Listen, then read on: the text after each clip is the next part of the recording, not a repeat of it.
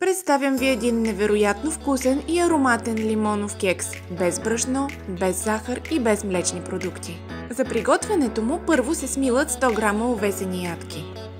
Отделят се жълтъците и белтъците на 2 яйца.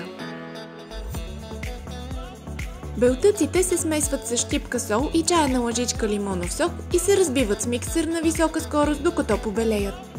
Жълтъците се смесват с 100 грама мед и се разбиват с миксера, докато сместа изсветлее.